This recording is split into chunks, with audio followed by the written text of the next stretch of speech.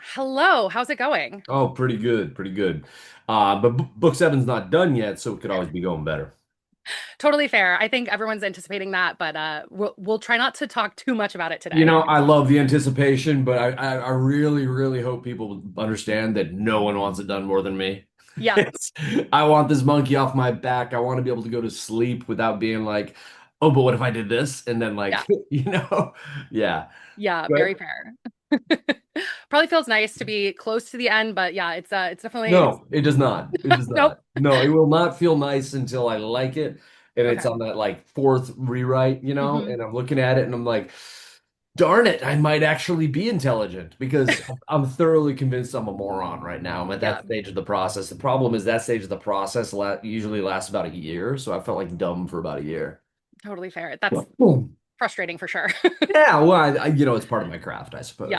yeah, Yeah. definitely. Okay, so I have a very special guest on today. If you want to tell everybody your name if they don't know already, and then we'll get into some icebreakers, and then we'll really get into it. My name is Pierce Brown. I am the author of the Red Rising saga.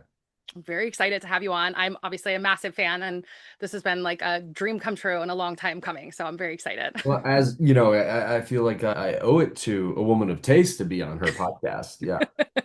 Yeah, I'm such a fan of the series, so I'm very excited to kind of dive in. But we'll start with our icebreakers. And my first question, although I asked these last year, but I'm asking them again. My first question for you is, what is your favorite standalone book? It's always shifting, right? Yeah. It's really hard to get away from Count of Monte Cristo for me. It holds so much majesty in Hmm.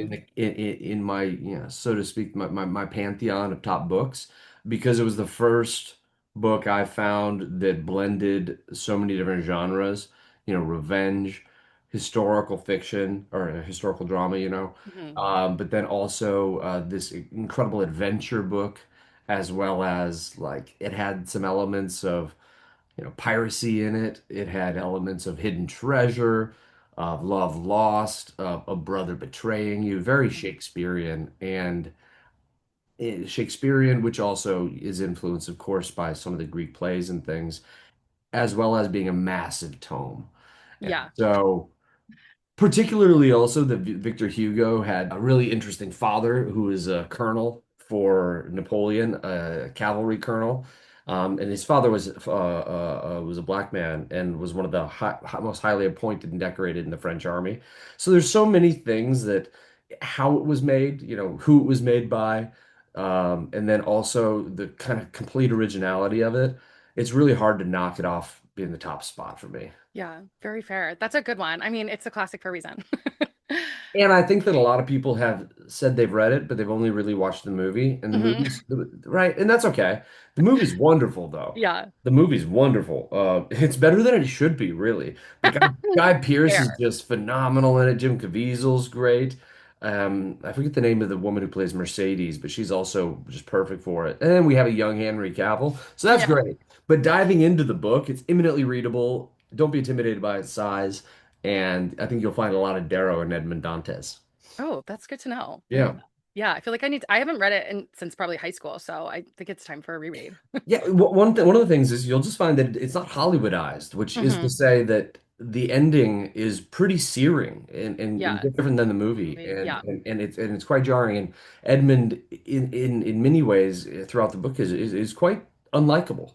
Hmm. And I think that that's really wonderful to have a protagonist who's unlikable because then it makes us challenge our previously held beliefs, challenge our fidelity to that character or loyalty to that character. Um, Taught me a lot of lessons, that book. Yeah. Very fair. I love that. Okay, so what is your favorite book series? Favorite book series? It's probably is Lord of the Rings is foundational, of course, but let's not Yeah. be boring here. I think my favorite book series might be the X-Wing series by Michael A. Stackpole, written in Mm. 94, maybe 94 to 98, which is really great. It follows Wedge Antilles and Tycho Selkie as they try to take down warlords in the infancy of the New Republic. And I Yeah. read that when I was like 12, and it's awesome. Yeah, I love like a classic 90s sci-fi too. Like there's just nothing Yeah. like it. Yeah, I mean, are there things that are better? Sure. Are there things that I'll probably think are my favorite series tomorrow? Sure. but Yeah. I love that series. Yeah, they really it stands up to the test. Yeah. Oh, another one is also the Richard Sharp series by Bernard Cornwell, Hmm. which follows a British rifleman in the 1800s who gets a battlefield promotion, which was frankly unheard of back then because Yeah. of the link between social elevation and military elevation. And usually you purchased your ranks, and when you get a battlefield promotion, quite rare. And so Yeah. seeing this kind of he's James Bond without the panache Okay. but Yeah, with a bit more gutter dog street in him. And seeing totally. that kind of character mow his way through 18 or 20, 22 books from 1807 India, or no, maybe 1802 India, all the way to maybe 1814 Battle of Waterloo. Love that. Yeah, Yeah. that's quite the span for Oh sure. yeah, I used to be a professional. I was a professional driver for a year out of school when I was out of school, and I went through 20 something of those books on audiobook. And Oh, I those are bet. the first audiobooks I really listened to since the Hobbit cassettes Yeah. when I was younger. Yeah. Yeah, I feel like the ones that you listen to when you're like really young, like those audiobooks like stick Oh with yeah. you for Oh such a yeah. time. The tone that you can hear that tone of voice, and Yeah. you were taken back. What were yours? Um, I used to listen to, this is so funny. I used to listen to the Mortal Instruments series on Oh those are like yeah. the first audiobooks that I ever did. Yeah. I love those to this day. Like they're It's fair. quintessential. Yeah. Never liked that series personally, but always Totally fair. loved that title. Yeah. I mean, it's Shakespeare, but damn, it's good. Yeah, yeah. I love them, but it's they're definitely written for a specific person. They are, and I'm not the target demo, so that's Definitely okay. not. But that said, I did read Twilight, and I thought that Twilight had a particular dark magic to it. Yeah, While absolutely. I didn't really, yeah, it wasn't meant for me, right? But at Yeah. the same time, Twilight had something. I think, Um, yeah, I feel like people would argue that it's for everyone, but you're definitely not the Twilight, target demographic. Twilight's not for everyone. No, no, because well, I think a lot of men are not going to find Bella a sympathetic protagonist. Totally fair. Right. And also, like, I think men are the one that are pointing out, are we not noticing the creepy age gap here? Yeah, like I think in hindsight, when I read it when it came out, I was like, this is everything. And now I go back and I'm like, you guys, this guy is a predator. It's a predator, right? But at the same time, knowing that doesn't necessarily change the magic of it, which is what's Right. interesting about Twilight and about you, is that, even though you know it and recognize it, you can still put it away. And I'm kind of Yep. curious about, well, how can you put that away? I Yeah. don't know. I think it's like one, I feel like it's just the fact that he's a vampire, so it's like you're like the rules don't apply in the same Uh-huh. way, right? Uh-huh. And there's that like magic element of it. I feel like that's what makes it acceptable. And I like wanted to be Bella at that age. So I'm like I'm fine with it because Yeah. I wanted to be swept away by a vampire at that age. You know what it is? It's because he's hot. Yeah. Make him a 5 out of 10, and Yeah. let's see if the premise holds. Right, right. I was always Team Jacob. So I mean, you You don't were have Team to. Jake, but Oh, Jacob's always. Jacob's even worse. So much worse. What's it called? The marking or branding that he does? Yeah, the imprinting. Imprinting, Yeah. right?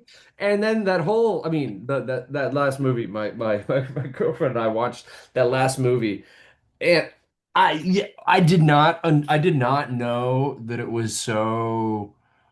Well, how to say it? It's barely a movie Hmm. in many ways. Like the scenes barely like connect together sometimes. Yeah. But then there's those huge moments, the Carlisle moment where you're just like, no.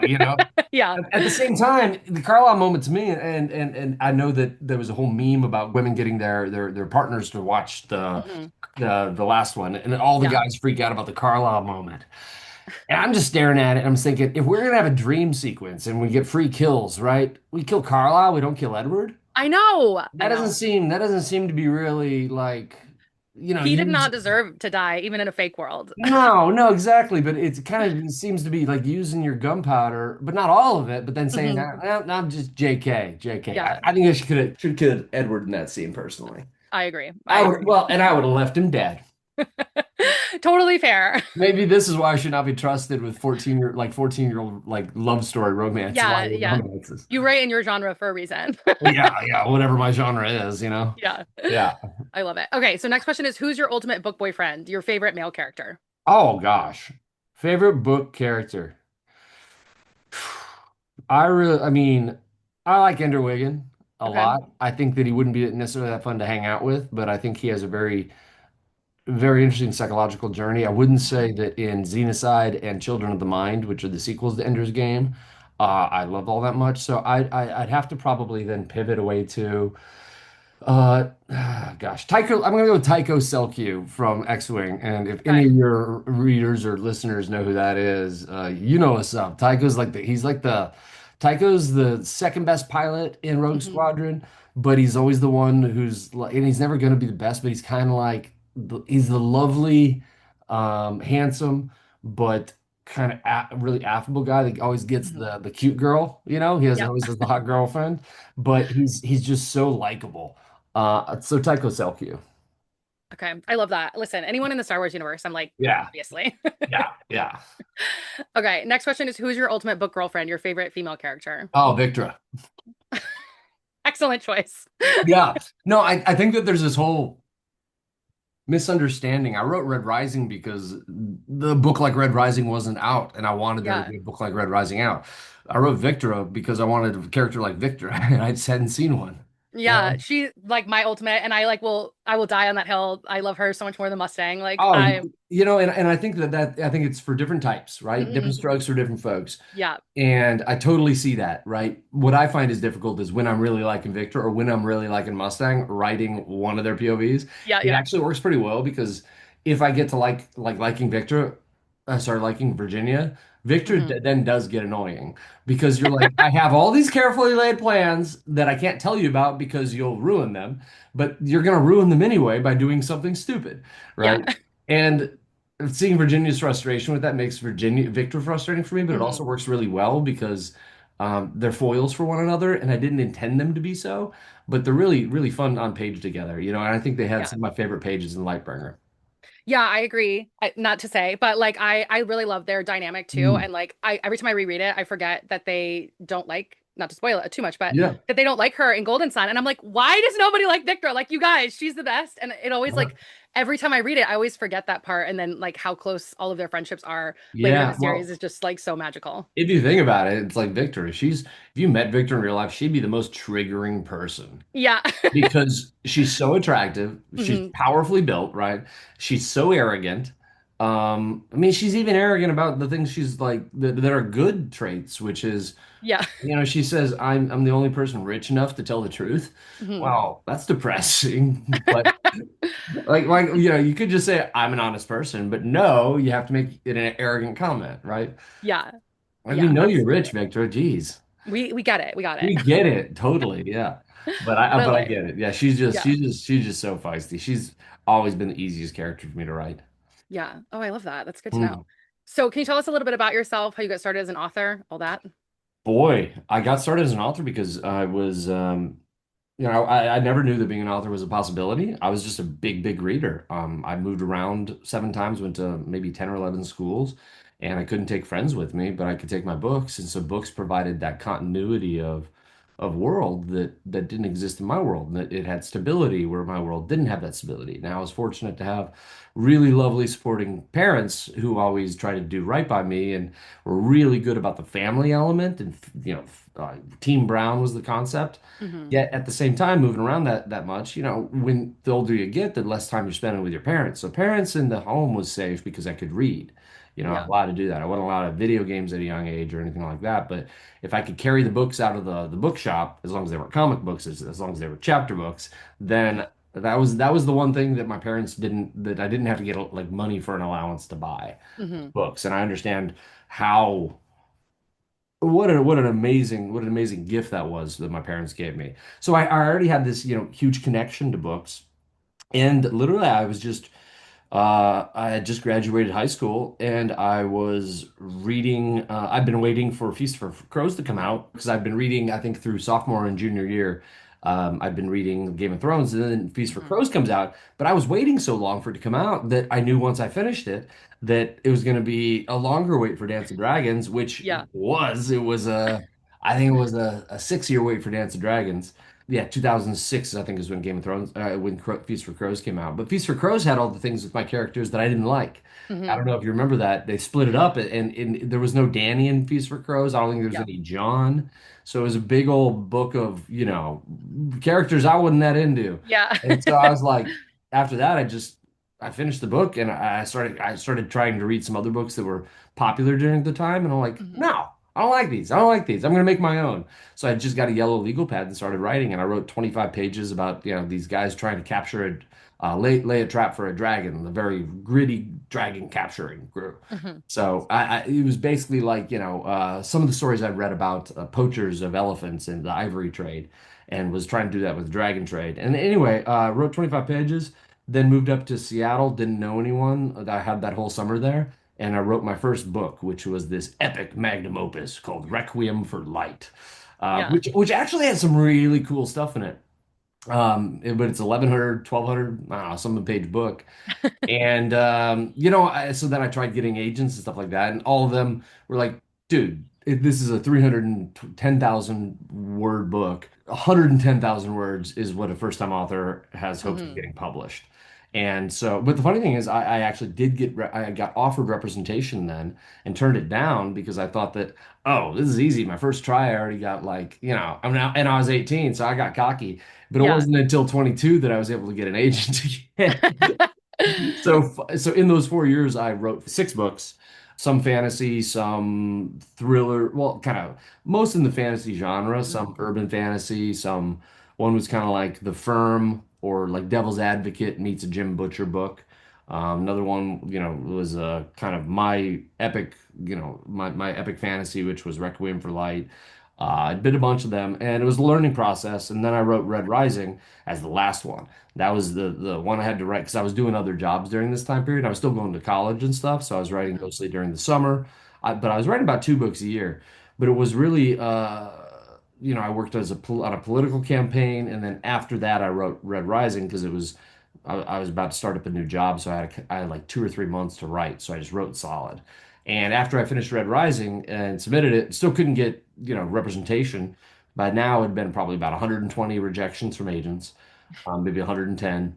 Hmm. And so I sent out about 30 for Red Rising and got, 3 interested, but then it just didn't end up working out. So I thought, like, shit, I thought that was it. If Red Rising isn't my lightning in a bottle, I guess I don't have taste. Yeah. And so I quit, and then moved down to LA and started just seating people on the Tonight Show and giving tours of the NBC Universal lot. And it was when I was in that job, solid $9 or $10 an hour, whatever it was. Um, I got the news that I had an agent who wanted to represent me, and then a couple weeks later, I received my first offer. Now, what's crazy is the first offer I got was for the first book. It was from a big publisher. Hmm. But the only thing is they wanted to start the story at the Institute, Yeah. which was funny enough, something that later on Hollywood would want to do several times to start at the Institute. And I thought that that was fundamentally misunderstanding what fantasy stories, how successful fantasy stories are told, Yeah. because then you're messing with the classic mythology structure. Like you don't start a myth midway through, right? Right. It might be a sexy way to tell an episode of Breaking Bad, right? But it's not how you tell a myth in my estimation. And so they want to start it at the Institute about page 85 or so. And I just said no.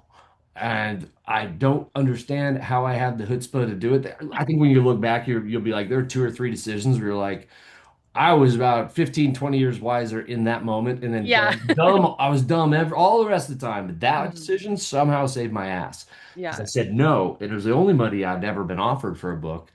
But I just didn't, I just kind of got angry. I'm like, I'd rather not make it than make it wrong, you know? Hmm. And then Yeah. cut to 3 weeks later, got a 3 book deal offer with Random House. And they didn't want to change a darn thing. So, You're like, that will do. yeah, so extremely lucky or fortunate, whichever way you want to put it. But it's really that confluence of moving around, the parents supporting the world of the mind and the reading, and then also kind of stumbling onto the thing that I find necessary for anyone to become a writer, which is, you should never be trying to make a book for other people. You should only be trying to make the book that you wish existed, Yeah. because I'm never going to be the best writer in the world. From prose in my prose, I'm never going to be Hmm. the best or most loquacious with my diction or anything. Yes. But I can do me best. I can do my taste the best. And so all I try to do now is try to match my taste. And so, okay, so what am I doing? What decisions am I making for other people based on what I think will be popular, and what decisions Right. am I based on like doing a lot of the things I do, and I think things in Red Rising you'll see is like, oh, it's a familiar trope, but then I'm like, but then I do my version. I'm like, because I hate the familiar trope. Right. It's kind of like not killing your enemies when they're down is kind of my Hmm. classic example. Yeah. And Darrow does that sometimes, but other most times he just kills them. Mhm. And I really like that. I think that one of the things that pissed me off about the Hunger Games is that like Katniss never had to kill anyone who didn't really, really deserve it. Yep. So there's no real blood on her hands. So I'm saying we're putting her into this situation and then robbing it to me it's like almost insanity to put her in the position where she's gonna have to kill kids because the evil government says so, and then for her to not have to do that, it kind of robs the essential point of the story for me. Yep. Because then you're not having to wrestle as much with, well, is Katniss still a good person? Now, there's other ways they do that because she is a hard person, she's Hmm. difficult in a lot of ways. But I want to just be like, that's why I had Julian killed the first time. I'm like, all right, we're gonna take the most likable of them. We're gonna make him the most likable. We're gonna make him the most innocent, the one obviously Yeah. that's gonna be his best friend, and he's gonna have to kill him. And there's no other way out of this room. There's no like, oh, but if we work together and split it, and both eat the berries, we can both Yeah. Yeah. survive. And I think that by doing that, you can have a happier ending, but you rob yourself of the essential of answering the essential question, which is, can a good person do bad things? Hmm. Yes, there's a reason for it. Yes, there's a greater moral reason for it, but can they maintain themselves? Which is not a new question, but it's an essential question, right? And you'll see it with I've gotten a lot of mileage out of that in every book because it's not a Definitely. question you can essentially answer. And plus, once it's answered, that doesn't mean it's always true. It's for Hmm. that moment it is, right? Kind of, and Yeah. then Yeah. right, and that's one of the things I love doing with Darrow is I often talk about like the in movies or whatever, they'll show you like the path of growth for someone. And it's usually kind of linear, right? It kind of falls as like that. It might dip back to create tension or doubt or whatnot. But if you really look at like the kind of progress of someone's life, let's just say alcoholics, right? And if you or any addict in your life, if you had one, you see the whoom, the complete backslide. Right. And they'll get this far and then a complete backslide to worse than when they began. And I like doing that with characters and their own kind of questions on things and guilt on things. So with Darrow having to wonder and constantly be plagued by Julian's death throughout the series, plagued by Eo's death, I'm like, that's really fundamentally important to me as part of the story. Now I'm rambling, so I'll let you bring us back to organization. No, you're fine. I was gonna say I love to hear that you said you wrote this for a story for yourself, like that you wanted Oh to be yeah. passionate about, because I do feel like once authors, like this is, it's such a craft, it's such an art, but it's like once you stop doing it for you and start doing it for like your Mhm. audience, I think that's when you really lose like when you will you actually end up losing them because people can tell when you have no passion and things like that. And I think that's one of the big reasons why the series did so well Yeah. is like you bring so much passion to it and everyone can feel that in your writing. hmm So yeah, Well, I it's love because that. like if anyone's talked to me in line or in interviews, I'm Hmm. as down to talk about the Red Rising world as anyone. Yeah. Because I fundamentally am a fan of it because it's a mixture of so many things I love, right? Now, Right. for instance, if I said that I had never really been into Rome before I started writing this series and then Yeah. did a lot of research on it and stuff, well, then it's probably someone else did something that was cool with Rome and then Hmm. I was inspired by it and I liked it so much I wanted to make it mine. I don't believe in that. That's what my first Yeah. six books were. My first six books were basically doing that. And I think that that's fraudulent. Hmm. If I like something that someone else did so much, then I should honor that, right? Yeah. And Then not write like, fan fiction. yeah, then write fan fiction. And so like, but Greeks and Romans have always been a part of my life. I always got Hmm. annoyed. Like I got annoyed in some of the things when they use it just as window dressing, when they Yeah. just use it as aesthetics, because then they're using, kind of interchangeably. I'm like, no, don't you understand that like Rome's use of the Greek concepts was fundamentally cool and interesting and fucked Right. up because they used it as a tool of statecraft, because they changed it to be propaganda. And Hmm. you don't even know that because you're not. because you're not intimate with the material, then don't Right. use the fucking Romans. Right. But Right. that's me at least. Yeah, and the Yeah, whole because thing it feels is, like digestible, right? Like everybody's like, oh, yeah, I remember learning about like Greek and Roman mythology and like yeah. culture and all that in school, but it's like if you don't know the fundamental difference, then don't use it. Well, maybe don't, or maybe explore it more. You know, Yeah, look into it. yeah. Yeah, Because get in love with it. I fundamentally think that there should be no gatekeepers, Yeah. right? I think that anyone should be able to write about anything as long as they're approaching it with honesty and Hmm. treating the source thing with dignity and not using it as a way just to create exotic flair or a feeling of other or Hmm. that kind of dances with wolves, fish out of water in the alien Yeah.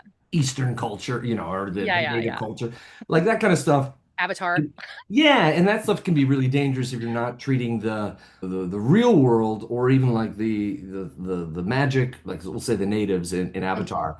I think that works actually because James Cameron is so obsessed with giving them dignity, so Yeah. obsessed with giving, and there is a bit of putting him on a pedestal there, but at the same time, he's obsessed with the dignity of it and showing the differences and showing that perhaps that definitely the Pandorans, the Na'vi, have a better understanding of life and community and all that stuff. So that one to me like works, right? Yeah. And I think that it's everyone's going to have a different opinion of what works for them and stuff. But one of the things and one of the advantages and one of the reasons I like talking about Red Rising so much it is an intersection of so many things I like, because Hmm. essentially my favorite game when I was a kid was Capture the Flag Yeah. because it's tactical. Do you try to capture their players? I was at a friend's like capture the flag birthday party. I was like 29. I was so excited, That's and that's like such an iconic oh, it's iconic. But and it was game. Like I love yeah, that so and it was much. up in Tahoe, up Yeah. like on all the in all this land, like this with this kind of wilderness with trees and everything. And Hmm. the other team was being a little unfair, and they stacked it with like a lot of the athletic guys. Yeah. So my team and I said, got my team together, and I was like, all right, do you guys mind if I have a plan? Do you guys mind if I'm a little bossy? And they're like, boss away. I'm like, all right. Everyone hide behind trees. No Yeah. one move in the first thing. They know they have a stacked team. But here's the thing: they're all going to be try to be the hero, Hmm. because they think they have all the fast guys. So everyone hide behind trees. When I give the signal, which is cuckoo, when I do that, come out from behind the trees. So what happened is exactly as I thought it would, and it was so fun and for it to Yeah. happen in real life. Everyone on their team, like they're mostly athletic guys, ran forward and into our territory, all trying to be the hero, right? Either trying to go Hmm. to our jail or try to get our Yep. flag, etc. And so we waited for like 2 minutes, and then I do caca, and when we emerge behind them, we're behind all of them. So we are a line behind Hmm. them, and there's no way back. So I just said, block them off. And then I get like one or two of the other quick guys, and we just start hunting them down. Yeah, And yeah. so there's like a net, and they can't get past the net. And so I just say, everyone make a net. Don't go chase them. And there's only two of us that are too fast that go and chase them down. But they have Hmm. nowhere to go. And that Yeah. happened. And I was like, oh, it's like the Institute. Now let's kill Yeah. it. But it was just You're like, like, I wrote the guidebook for this. oh Hold yeah, please. there's just something so darn satisfying about Capture the Flag. Another one I Yeah. went to, the craziest one I went to, my buddy had, or a friend of a friend had this crazy ranch, and he invited all of his British friends, which are about 80 of them, Uh-huh. all of his American friends, which are about 100 and so, and friends of friends, etc. And everyone had to come dressed in either either British lobster back, like 1700s uniforms Yeah. or or Continental Army uniforms. Hmm. And so you Okay. had a bunch of tree corn hats and everything. He rides out like this bastard rides out on horseback. Oh Rides my out on gosh. horseback in this like ancient, like real Hmm. military uniform that his family had from the 1800s, because the British, of course. Right, right, And, right. and, and I'm Obviously. just like, the best thing ever. And I only bring that up because Capture the Flag wakes something up in me. Yeah. And, Capture the Flag, then like Lord of the Flies, Oh was yeah. seismic to me when I was 11 or 12. Hmm. Probably read that 13 times, 14 times. And so when I get excited talking about Red Rising, it's because it's like, yeah, it's because I put like Lord of the Flies with Battle Royale, which I'm also obsessed about. And I have read The Hunger Yeah. Games, not obsessed with it. I think that it's a quality book. Hmm. But then you have all those influences, and those are just like the really obvious, like very near ones. Then you have Count of Monte Yeah. Cristo. Then you have the Greek plays thrown in. How would I not want to talk about it? You I know? know, I know. It always like the front cover says like Ender's Game meets the Hunger Games, and I'm like, no, no, it's like a very high stakes capture the flag. Oh yeah, exactly. And Like, then a game meets the Hunger Games. You know why yeah, they do that. You know why they do that. yeah, At the obvious, same yeah, for time, sure. it like invites annoying comparisons because you Yeah, know I think that they can be said to be of the same genre, right? right. But But the thing is, I worship a lot of other things in the genre besides Yep. the Hunger Games, and I'm like, no, It was not the like time. It was the time. They Not had like to. yeah, like not Yeah, like the Hunger Games, like Lord of the Flies, like Count of right. Monte Cristo, like I know, I get really annoyed because I don't read as many. Like I think there's a lot of authors that read Mm, mostly modern books, mostly hmm. things are coming out. Goodness gracious, I have to like literally get a syllabus and Hmm. like create punishments if I don't read modern books. Like I have to, like I have to create Yeah. structure because otherwise I'm just reading dead people. No, but it's kind of like based on it, maybe perhaps insecurity because Mhm. I feel so ashamed that they're 2,000 years dead and I haven't read their stuff. Yeah, You know what yeah. I mean? And Yeah, it's that's like fair. I got to catch up. My TBR is the Yeah. Library of Alexandria. My TBR is not what's on Goodreads in 2026. Right, right. But I'm the yeah. opposite. I'm like, it's new. I have to read it now, and then I'll have time for the Oh, other ones really? later. Oh, see, Yeah. I'm like, if it's new and it lasts, let's see if it lasts. Yeah, You know what I that's very mean? valid. Yeah. Yeah, I'm not gonna buy your hype if it lasts, right? You know, Yeah, because look at Red Rising. Red Rising was like a sleeper. You yeah, know, yeah, totally. sure. When it debuted, it got number 16 on the bestseller list, but Hmm. that's not saying much. You know, Yeah. when you're really looking at the numbers, the difference between like number two, no, Hmm. so maybe number two and number five is like 70,000 books sometimes. Yeah. So it's like the difference between like number five and number 16 is quite large. So it's Hmm. like it wasn't like an overnight success is what I'm saying. And it's because it didn't have the marketing money that so like a YA book or like a romantasy book now, Hmm. they have huge amounts of Yeah. P&A right behind them. Huge amounts. We're talking like a scale of like maybe 100 to 1 or 1,000 to 1 for like a normal release. And so they have these big splashes, and I just don't trust that. Like Yeah, totally. if it's so good later on, like I'll read Fourth Wing a couple years from now, but I'm still not like I've looked at it, Yeah. but I've looked at a few of them, but like I just don't feel the itch. Yeah, that one was like a feat of marketing. That is like a Mhm, prime example of great marketing and like what mhm. marketing can do for visibility and like Totally. yeah, Red Rising came out in a time where like social media wasn't super massive. This wasn't a thing that you did, right? Like your publisher's probably not out Well, there. that said, Yeah. no, but YA books during that time were still getting big splashes. Totally, yeah. Yeah. But like in the age of Yeah. like book talk and bookstagram, like none of that existed. So that free marketing that you were getting Oh, from that free readers, market, exactly. And so Red Rising has really it's benefited getting it off of now. It's getting it now. exactly. But I think it's there's a couple different things. Like Random House did this quite wild thing, Del Rey, which was a pretty small imprint at Random House, and now is like, Massive. Yeah. I'm so proud of those guys. They're so they have not done anything different. In my life, I especially working in like adaptations and Hollywood and type stuff. Hmm. Uh, I'm constantly surrounded by people, and this reminds me of Marcus Aurelius's Meditations a bit. When he says like, remind yourself when you wake, you will be encountering like selfish people, surly people, blah blah blah blah blah blah blah. Now, I'm not saying everyone in Hollywood's like that, but what I've Hmm. found and all the problems I've ever found in working with anyone comes because they're obsessed with trying to employ tactics. Yeah. They're trying to employ, I never employ tactics. One, I Hmm. don't think it's necessarily my skill set to employ them like in my professional life or even in my interpersonal life. Right. It doesn't come to me naturally. And are you familiar with the difference between tactics and strategy? Yeah. Okay, so there's all these people running all these tactics, and I only have one strategy, and that strategy is kind of like is the overall goal, and that overall goal hopefully will inform everything else, and through its own gravity, pull things into alignment so that every action, or is at least tangentially, or at least some percentage wise, attached to making that goal a reality, right? Yeah. But then when there's tactics all around that you don't know what everyone's motivations is in the Hmm. moment because they're trying to get all these small wins and stuff, Yeah. and then you contradict their tactic and you're like, well, shit, like I didn't mean to, like, but like, why are you being so clever? Just Yeah. just do the thing, you Yeah. know? You gotta let Um, me in on that, you know? yeah, and I think that Red Rising is and its popularity now is Hmm. a symptom of Del Rey not having tactics but having a grand strategy. And that Hmm. grand strategy has always been what I think morally sound, but also like ethically, morally sound, but also has created a great grassroots movement. So they gave Hmm. 25,000 to 35,000 free copies of Red Rising out in 2012 to 2013. So the Yeah. book was in people's hands 2 years before it ever came out, right? Hmm. Which is good and bad. Not great for me inspiring other authors, Yeah. and then they write something really quickly afterwards. That's not great. But it is great for creating like I got this book for free. Here, take it, etc. But I think that, Del Rey has always done such a good job of trying to nurse the fan base along as Hmm. opposed to trying to do a big splash all at once, right? Yeah, And totally. because of that, 14 years, no, 10 years later, no, 12 years later, 12, my 12 math. years later. Oh, Yeah. I don't math.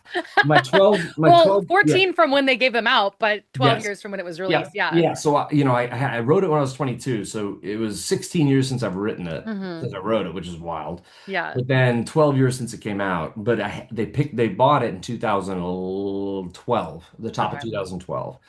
That was when the book was done. What I was saying is, I think that what Red Rising has now is it has an unusual setup in terms of fandoms because Hmm. it has such a strong core Yep. that has been there for a long time that knows each other a lot better than I think a lot of other fandoms do, Totally. and has a personality to it. And then it can onboard new people Hmm. through the grassroots stuff. It's still not like big buy ads, right? Like, Hmm. you look at our budget, the marketing budget compared to like some of the other, maybe household names for books in the YA space, the romantasy space, and it's probably like a 10 to 20 to 1 P&A budget. So it's Hmm. like I think Red Rising is completely because of how the fans have and readers have spread it, right? Which is Yeah, also I totally. think how Del Rey set it up. So I'm like, I love both parties for doing so, but I also see it like it's so lucky too, Mhm. right? Like think about it. Like Yeah. like it's so lucky that Red Rising got out and got Yeah, I read. think about that a And lot too. yeah. I sort of felt this way when we were at HowlerCon. It's like it's so fun, and you see that was like such an antithesis of like what the community looks like. But Mm. you haven't written a lot in other series, right? You have obviously the anthology and Star Wars and all that, but like Well, I have, just y'all have never read it. yeah, so like your only like fully published series is this. So everyone is a fan of this series, right? Like we can talk about like Sarah J. Maas is a great example. Fans are sort of split across the three series, but it's like your fans are only this series. So I think that's so cool. And like that is a reason why I feel like there is such a sense of obviously the books are amazing and phenomenal, but like why there's such a sense of community is because like Mm. we're all rooting for the same series. And I Hmm. think that like Hmm. helps bring people in and that's really fun. Yeah. Yeah, I think so too. And it also allows for there to be fun arguments about Hmm. like, Victor versus Mustang or Yeah. Virginia, right? Because you're still using the same language to argue the thing, right? Yeah, Right. And it's you're like not the first three in the series versus this next series and like what you like better and all of that kind of totally, stuff. Yeah. totally. So it's like compartmentalized friction. Totally. And because of that, it has like no thermal waste. Hmm. So it's a completely contained system because it's like, and that's Yeah. fun because it would almost be like thermal waste if I had another book series and you're trying to like trying to power scale these people, Hmm. and compare Yeah. And them. you're like fighting between which is their favorite. And that's Yeah, hard. yeah, and Yeah. I think then that thermal energy goes off into the ether, whereas Hmm. this one it's like, all right, who are you arguing about And next? like everyone is ready for the next one. They're not like, oh, I might read this, but it's like a different series and all those things. So like, yeah, you Yeah. really, you really capitalized on that. Well, that was my freak out the entire time. Like I thought what I was trying to do with the first three books out, and then the Hmm. next ones, I was trying to be like I was trying to allay people's fears who don't start series until they're You're complete. finished. So Yeah. I was trying to do that. Instead, I just confused everyone. Okay. I was gonna And ask about that. Like, was that always your intention or like how did you? no, well, you know, midway through writing Morning Star, I was like, yeah, this is going to be three books Yeah. more. So I did know that then. So before, Morning Star's first draft was even complete, I think, Hmm. or somewhere in that process. But my intention was to like onboard people for the first three, and then if you like that experience, come to the second three. Yeah. But it just turned into a 7 book series when I should have just said that to begin with. And Yeah. and to be honest, we lost a shitload of people from book three because they thought it was over. And Right. so Right. and so like I'd say reminding those people and trying to find like let those people know. I Hmm. think some people only found out 5 years later that there was more books. Like Yeah. And so lesson learned, lesson Hmm. learned. Next time it'll just be 1 through 4, you know? Yeah, yeah. And I We'll think market that, it that way. yeah, and I think that our branding and our marketing is going to go towards that now. Yeah. You know, selling like, or saying like the whole 7 book series, not like three and then four. Yeah, yeah. It is hard too because like, obviously Iron Gold, Dark Age, Lightbringer, and Red God are in such a different format too. So it's Yeah. like even if you've lost people or like people are coming in later, it's such a different experience to kind Well, of go and through those also, last yeah, four. and also Yeah. Iron Gold is meant to be a reshuffling, you know, Yeah. and it's meant to be kind of slow and frustrating at times. And, you know, you're meant to be annoyed at the other characters Hmm. not liking Darrow because the Yeah. entire thing is like, okay, so you're So annoyed good. that they don't like Darrow. That's the, if I present an annoying character, totally Hmm. agree. But that's the challenge. My Right. challenge now that I've levied to myself is how do I make you now, or how do I lead you to the place where you understand why they were annoying, accept it, Hmm. and are now in love with that character. Yeah. Ugh. You know, and how does that character who's angry at Darrow Right. realize that it's not actually Darrow's fault, right? Hmm. How does Darrow, by making bad decisions, which are which are tied in with why Yeah. people like him. Hmm. So we like Darrow because he's rash and all these things and a warlord. Hmm. Okay, so he makes rash warlord decisions. And Right. then people are mad at him. And I'm like, yes, but with But perspective, you're going to see that, of course, you were mad at him. yeah. So it's like Iron Gold, it has to be an annoying book, right? Totally. And I think Um, like I don't think but there's enough books out there too that show the like happily ever after mm, that, like the mm-mm, messy bits. I love that. I always want that. I always say I want that in a romance, and I want it in a fantasy. Like I want to see what happens after totally, they like destroy the ring, all the things. Like I want that, and I loved totally. Iron Gold for that. And I Yeah. think like some of those characters, you're right. Like some of those characters are so misunderstood, and I read them, and I was like, I loved like Ephraim from the beginning because he's like Yeah. such a chaos Oh yeah, warrior. me too. If I see Ephraim in a book, I'm like, that's my guy. Like I think you could naturally see because Yeah. like Ephraim's my ability then to like talk shit about the world I just made. Yeah, and he's like, well, like, listen, what am I supposed to do? Am I not supposed to take the opportunity when it's given to me? Like, Yeah, am I and that's supposed to so not see fair. the incongruity there? Like that doesn't make sense that we do that, you know? Yeah. And so he's just a fun character for that. But Iron Gold, I was also so you know, there's some intentional things in there like that. Hmm. But then there's also like me learning how to do multiple Yeah, perspectives. And the funny thing totally. is, I did multiple perspectives like I'd seen before, which is kind of an equal distribution of time. Hmm. And then in Dark Age, I was like, what a ridiculous notion. But I had to do it in order to get annoyed at it. And Yeah. then I was like, no, I'm going to be like the Eye of Sauron. I'm just going to Hmm. follow the interesting bits. So then that's why I started Dark Age with the bop, bop, bop, bop, bop, bop, bop, Hmm. bop, bop, bop, bop, increasing towards crescendo with Lysander and Darrow. Yeah. And, you know, when they're going back and forth, there had to be halfway through that, you had to be like, oh, we're going to do this until they meet, you know? Hmm. And then they meet. And when they meet, it's a punchline. And it's Yeah. like, oh, but the You're thing like, is, I wouldn't have known to do that unless I got so annoyed with Iron Gold, yeah, fair. and learned a lesson, right? And so, like, I look at each book, and I think that's why these books take a long time, like longer than usual to come out. Um, is well, multiple perspectives, multiple timelines, and I'll Hmm. also say that if a fantasy, like, you know, love my fantasy guys, but it's harder writing like space battle and maps and war Yeah. when the planets move. So the Hmm. rotation of the planets and their orbital paths causes me no end of frustration. I bet. Oh my God. Like I long for a 2D fantasy map, you Yeah. know, where I'm like, it's gonna take it's to go this 60 kilometers, it's gonna take them 3 days, you Right, know, right, you right. just know it, right? And that's just a fact. In the Red Rising world is like, well, yes, but Mercury is technically in perihelion now, you Yeah. know, and you're like, Like oh seven light wow, years later, yeah, we're like on a yeah. moon in their gravitational pull, and now we have to get to the planet and get I out of that. oh Like, yeah, it's totally, so bad.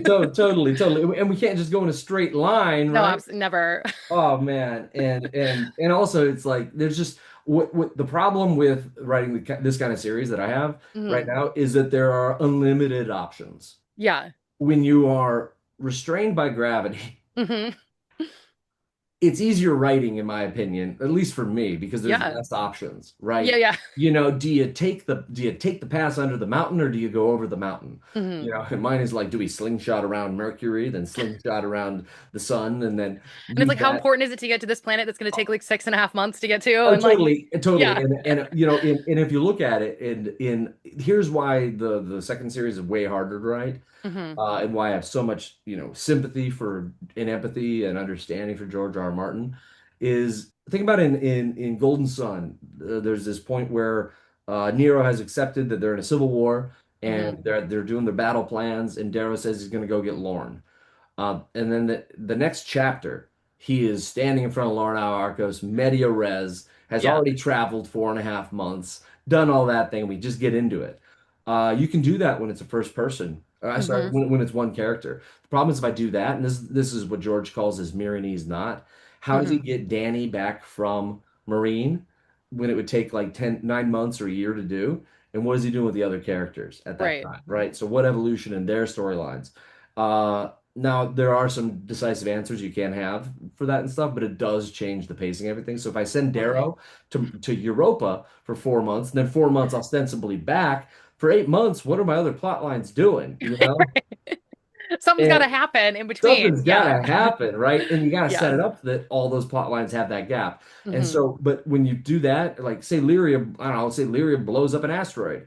Right. Well, now we got to see how it affects the other characters in that scene. Hmm. Or we don't. But if we don't, then it's kind of weird, Then you're like, what happened to them later? And did that make sense? Yeah. It's a Totally. lot of dots to There's connect for yeah, there's sure. there's way more logistics, and I Yeah. don't know. I don't know if I'll do multiple POVs after this one. It's a lot, That's totally valid. I support right? that. And you're doing like 6 times the legwork for the same amount of book, Hmm. which is like crazy. Yeah. With Darrow, I would just write through, and then now you have to do like, Now you have like a murder board and you're like, oh where's yeah, everybody at? oh yeah, and you're having like a personality, like, you're having schizophrenia because Hmm. first person present tense is great, except when you have to switch back and forth between them over the course of like several years writing these things. And I'm Yep. like, who am I today? And like to go back like that, yeah, that must be really comfortable too, to write it in that perspective and then have to switch is like, that's a real, Particularly yeah. because they all have different access to words. Uh-huh. They all have different access to describing things. Hmm. How Virginia describes something is not going to be how Darrow describes it, Right. or Lysander, or like Lyria is the easiest to write Hmm. because her experience is limited, most limited. Her knowledge is limited. She goes into a city, she doesn't know what that spire is, Hmm. but Lysander and Virginia go into a city. I They mean, know they, everything. they, they, they can tell you, like, the spark in the father's eye that started that city. Yeah, You yeah. know what I mean? And so it's Yeah, that's like, so how fair. much do you rein it in, et cetera. And Darrow, for instance, Darrow doesn't describe, he describes less than anyone else people's physical appearance. Hmm. Everyone else describes in much more Lysander describes in more detail what people are wearing. Hmm. Virginia describes in more so what people's kind of like characters are, like their base motivations. Lyria describes her like almost like takes everything from a place of emotional prejudice. And so it's like even how they're introducing characters is different. So I'll write something, I'll be like, oh no, that's way too flowery for Darrow. Like, Yeah. you know, great. I discovered penumbric is a word. Hmm. Darrow's probably not going to say penumbric to describe, Right. some sort of architecture he sees. Yeah. But like Lysander would. And so it's Yeah. like, man, next time it's just Totally one true. POV again. Yeah, Now honestly, that's I'm fair. just bitching now. You haven't even asked me a question. No, My you're hat, fine. look at it. Look what happened. It's My hat went hard. backward and I started talking shit. Yeah. No, it's fine. I appreciate it. No, it's hard too, like, especially, in Lightbringer, it's like when we lose half of their Oh, POVs and for you to have to continue on in the series, and then we're like, okay, so we don't know where these yeah. guys are at, Oh right? yeah. You're still kind of like trying to keep the magic alive, and Oh that yeah. that is Like really, yeah, I, that's a I was getting, craft. I kind of get hassled a little bit of like, oh, there was no Jackal and like no clone in the last book. I'm like, yeah, because we weren't on Luna. Yeah, like Like, he has nothing to do with it. Get him out of here for yeah, like now. do we want to just like send a character to Luna just to see his perspective? Like, Yeah, this isn't a flashback episode. no. We're in a saga right now. You And guys calm so down. and so this method of not giving everyone equal screen time Yeah, is totally. super advantageous for pacing and Hmm. super advantageous for me showing interesting things and what I want. And I do hate when like you have a series you love and then they onboard new characters. Those characters are not great, and then they Yeah, eat up the same amount of time as the protagonist. totally.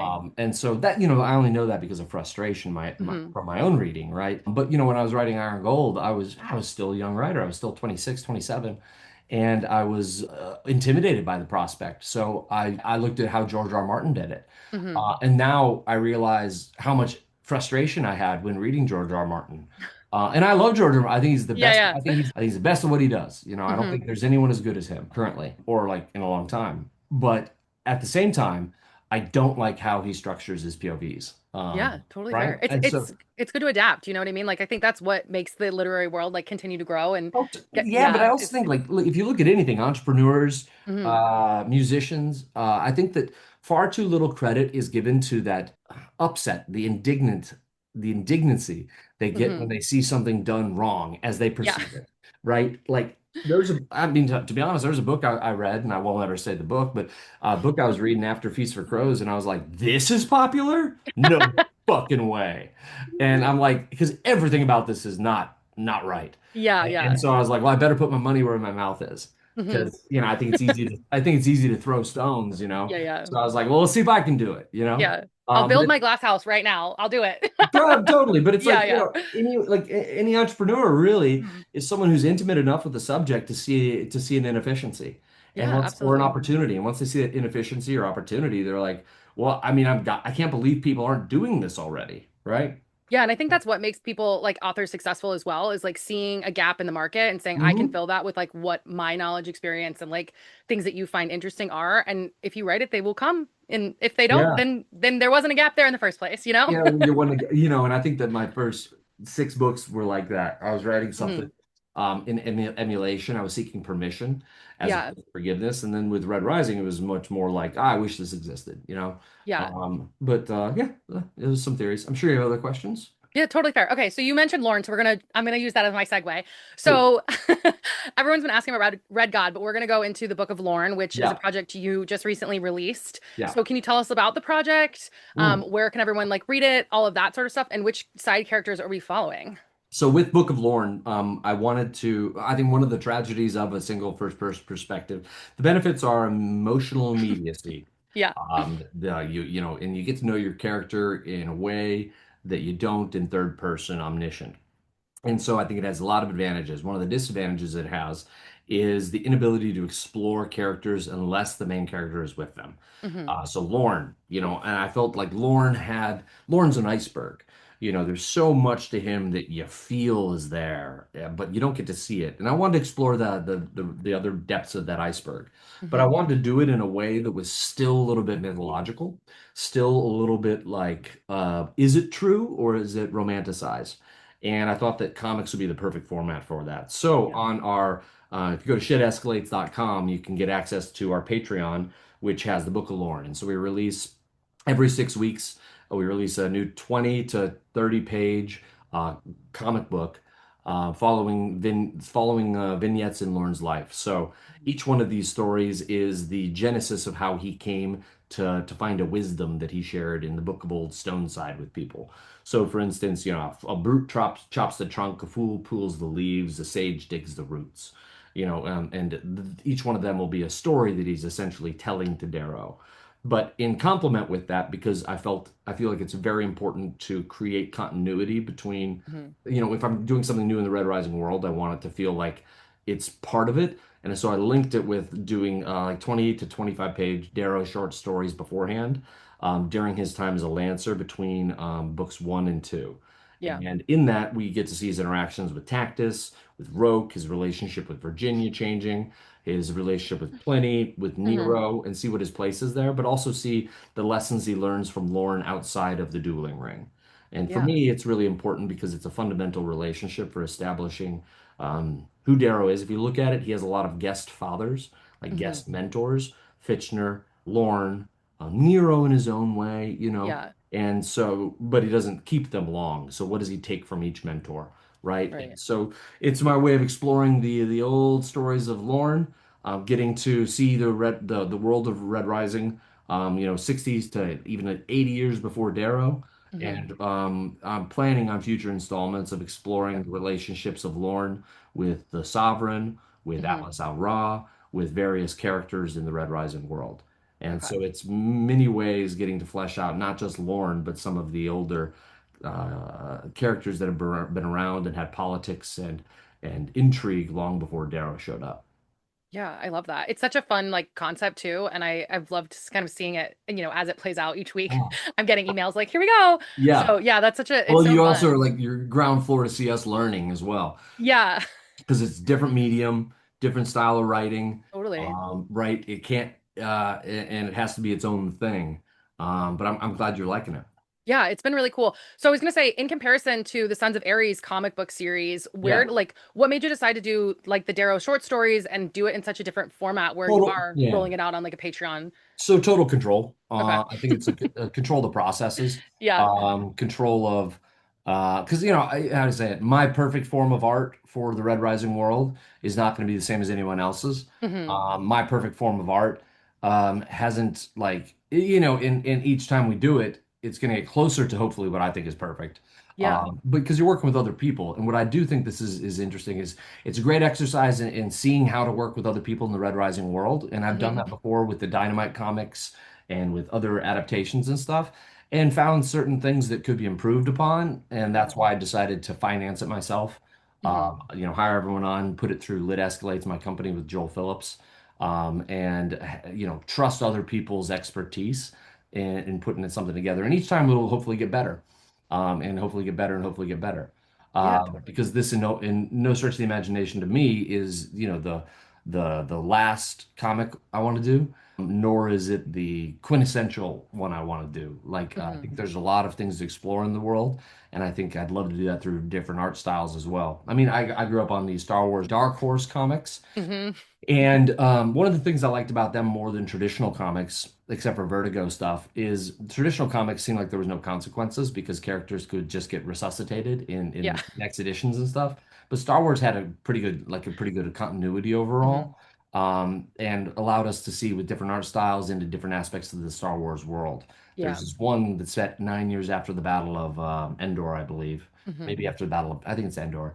And it's called Dark Empire 1 and 2. And the art style is very abstract comparatively and very dim and dark, but it's the darkest take on Star Wars. And when I was younger, it ended up being very impactful on my conception of the Star Wars universe. And Hmm. so, what I'd like to do with Red Rising is provide different avenues for people to explore whatever they find interesting in Red Rising, Yeah, but while totally. maintaining quality control. So, moving forward, I'm trying to restrict very and be very conservative with the Hmm. things that we do in the Red Rising world Yeah. because I don't want it to feel as though because it got wider, it got thinner. Hmm. I want it to be wide with depth. And Yeah. so and I think that when you're realizing that people want more Red Rising stuff, there is a temptation Hmm. to give them too much, to license too much stuff, right? And Yeah. you kind of see it with like the book's been out for 14 years, right? Or sorry, the book's been out for 10 years or 12 years. Well, 12 years. we'll get there. 12 years, and people are saying there's like thousands of or dozens of different editions of it. It's Hmm. actually not true.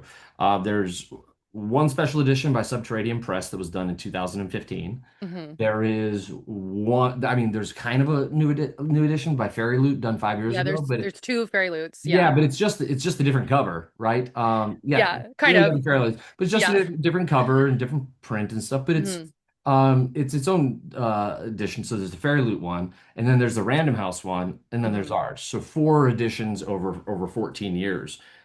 It seems very small, right? Yet Yeah. there's, I've been told, I don't get on the Reddits or anything like that, but I've been told that there's some, frustration with the Red God not being out, but putting out new copies of Red Rising, right? Yeah, yeah.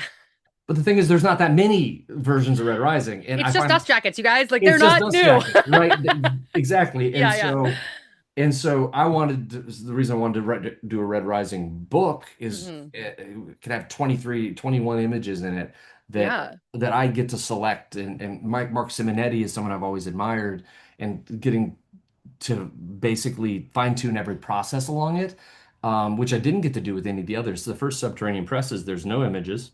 Hmm. Oh, there's four images in the new ones, but Yeah. there's no images.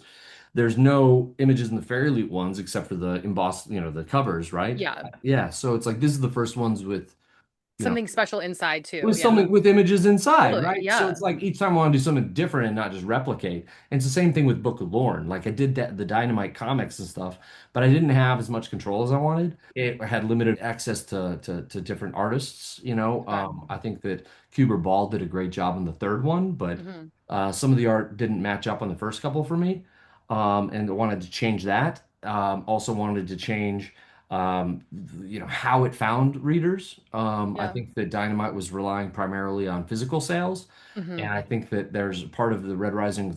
What I wanted the readers to feel is like they're helping shape the narrative, not like it's a democracy so much, but like y'all can help me figure out policy, so to speak. So, Hmm. with the Book of Lauren, the feedback we get can help us change future issues and make it even better for y'all and try. So Yeah. it's like a learning process. With Dynamite, it's blank. It's a blank. It's a blank thing. It's like Yeah. It's there, done all there, at once. Yeah. yeah, and there's Yeah. not even there like the best I could hope for is comment slips at the end. You know what I mean? Yeah. Yeah. But now instead we get them at different stages. So Hmm. really, my team and I have been looking at this as a way of like, okay, what have we done wrong? How can we make it better and continue to make it better? And we'll hopefully have this kind of process on the other comics we do, That's. um, to create something that is, I mean, without readers buying it, it Hmm. doesn't matter, right? And Yeah. so Totally.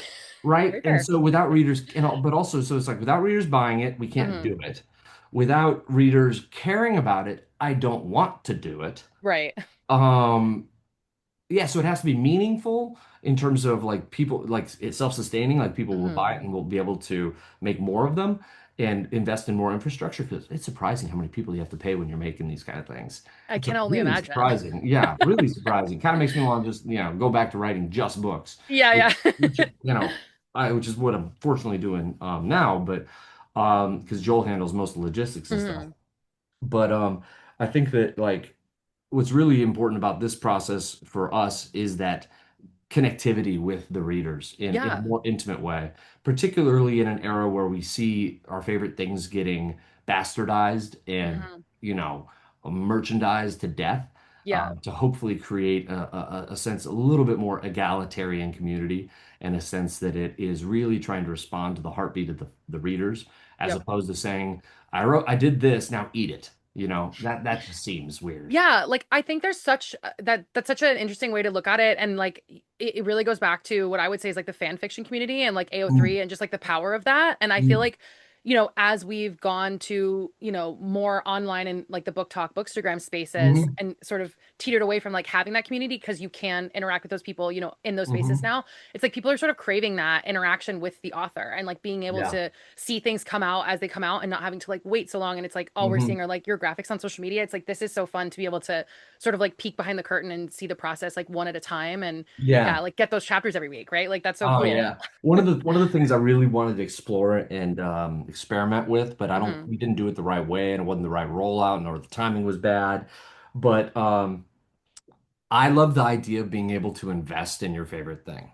Mm. Um, if you look at the stock market.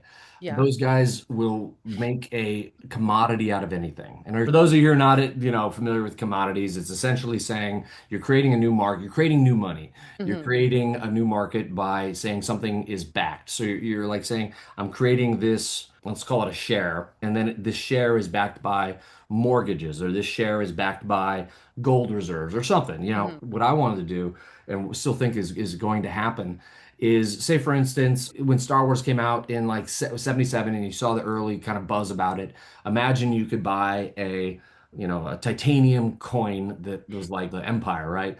And Yeah. there's only 1,000 of those titanium coins ever printed, but with those titanium coins you will always be able to get 2 week early screening of the Yeah. movie. You'll enter into a lottery of out of those 1,000, 10 or 20 of them will have dinner with George Lucas. But that's all at every premiere. So Yeah. Yeah. you're buying into one base level of fan club that you never ever expand. Hmm. And so that say you bought it for $100, that token, then if you want to stay in the fan base forever, and that's important to your identity, you Hmm. can. If you want and you believed that like a Star Wars was going to be tremendously financially successful, before anyone else did because you loved it so much and it woke something up in you, Yeah. you can hold on to that thing and be part of the fan group, and then like sell it at the end of the sixth movie and sell it for probably 70,000 times what you bought it Right. for. But what I hope to do is create something like, I'd love to see something like that that Hmm. rewards the people that find it first. Yeah. Because you can't speculate that. I mean, you can, I Hmm. guess, but that would be kind of really difficult with how many releases there are out. Yeah. But there has to be some reward for getting there first. Because I got Harry Potter given to me when it was Hmm. just the British edition. Hmm. My teacher in rural Iowa had just taught for 3 months at a exchange program in England, and she came back with that book, and I was precocious and difficult to deal with as a Yeah. student. And so she gave me Harry Potter, and so I got to read Harry Potter about a year before it came out in the States, I guess. Yeah. And I felt so protective of Harry Potter. Hmm. And I think we all know that feeling, right? When Yeah. something gets too popular that we've loved, I right? feel that way right now about your We, series. Like I'm such a gatekeeper. I'm like, I I don't know if know, I have to tell you if you'll like it. I I'm know, and so protective. I'm like, listen, yeah, if you're not that kind of person, I'm not gonna let yep. you read it and hate it. Like I Yeah, won't let you. totally, totally. And so there's that sense of protect, Yeah. right? But it's also a sense of identity connected to it. So I think that the future is going to be like that sort of I think why not also create a financial incentive for you that Hmm. doesn't actually that you don't have to do. You don't have to do it. Yeah, yeah. But if you want to, if you want to put Hmm. $100 in that coin, and then like whatever money you make off that coin is yours, Yeah, yeah. it's not mine. It doesn't belong to me, right? Right. It's your stake in the let's call it the 1,000, right? Hmm. I think that's a cool premise, and I think that that'll eventually happen. But Okay. Book of Lorne is meant to be kind of that sort of thing. What Hmm. I want to do, particularly as Red Rising is expanding, is still create content and community for the Hmm. hardcore fans, the hardcore readers who've always been there. Because Book of Lorne is going to be read by probably like 5 to 10% of the people that read Lightbringer. Yeah. Or it might be bigger. Hopefully it's bigger, but Yeah. it's going to be read by a much smaller group. So it's not like the I look at writing a book as like a lottery ticket. Hmm. You never know what could happen to that lottery ticket, right? Yeah. Like um and it's a little less so when you're in a series because you're kind of still buying Hmm. the same lottery ticket. Yeah. The Book of Fair. Lorne in no way can be a lottery ticket. It's meant to be that reward that Hmm. helps create more connective tissue on the smaller level. Totally. So is that what kind of inspired you to do the special editions with Curious King? 'Cause, I got to bring those Mhm. up. Oh yeah, yeah, for sure. Which aspect of it? There's a lot to talk about. Yeah, so like I guess kind of what inspired you to create these editions? I know, it's obviously a labor of love. There's a lot of different tiers, which is Hmm. sort of their business model, but where did Yeah. you kind of So step the, in the the the process? tiers is straight up their business model. Yeah. So it's not my business model. The entire time Hmm. I was worried about, Red Rising is an egalitarian book, with Yeah. egalitarian focus. So here's the thing. There are different priced cars on the road, right? Should there always be a priced car that anyone should be able to drive? Yes. Hmm. Should everyone be able to have a Bugatti? I think that's a very strange argument to make. I don't believe in the kind of huge disparity of wealth we're talking about in this world. Hmm. Yet at the same time, we're not talking about because you don't have this money, you won't be able to have this experience. The only Yeah. experience you won't be able to have, like for instance, with the higher end ones, and there's 10 of Hmm. them, right? The Is marble it ones, is you won't be marble able to case? have a marble bookcase, Yeah, yeah. that's not something I think I'm entitled to. I don't have Yeah, one. that's I don't have one of these things. I'm not, you know what I mean? But I'm not the target demo of this because I buy yeah. like occasionally I'll buy first edition, Hmm. or I'll buy like I have a first edition Star Wars shooting script that's really precious to me. Like the Hmm. first thing I did with any of my money, really was like extraneous purchases, and is I bought a Star Wars shooting script and a Millennium Hmm. Falcon blueprint because those Okay. were really important to me, right? That's Uh, so cool. Wow, Oh, I die. but the terrible thing is, so I bought at auction the Millennium Falcon blueprint, and I had it framed in the most. I spent more money than I knew you could on a frame to have Uh-huh. it Yeah. protected. And I had it. I used to have a very kind of tall, narrow, modern house, Hmm. and I went away for the summer, and it was in the fourth floor of that house, and it wasn't in the sunshine. Is it UV protected glass? Hmm. Uh, Everything done right. I didn't keep my air conditioning on because I was very cost conscious and Uh-huh. environmentally conscious. The room got so hot that it melted the ink. And I didn't even think about that. So now I have a blank piece of blueprint that is framed and is a very, very, very stark lesson. It's still in my house. I still look at it, and it's a very stark lesson of taking care of the Yeah. things Oh, that I would because die. I I would pass destroyed away.